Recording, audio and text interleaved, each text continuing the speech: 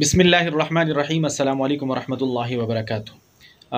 پیری طریقت حضرت مولانا علامہ حافظ ذوالفقار نقش بندی دامت برکاتہم العالیہ فرما رہے تھے کہ ہر طرح کی مشکلات اور ہر طرح کی مصائب کے لیے اکثیر کا درجہ رکھنے والے وظیفہ یہ ہے کہ آپ یعنی 17 دن تک آپ سورہ نصر کو 123 مرتبہ یعنی 123 ٹائمز آپ اس کو پڑھیں اور ہر نماز کے بعد 7 مرتبہ پڑھتے رہیں۔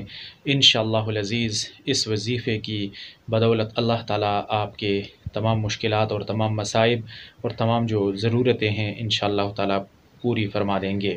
سورہ نصر، اذا جاء نصر اللہ والفتح ورأيت الناس يدخلون في دين الله افواجا فسبح بحمد ربك واستغفر انه كان توابا۔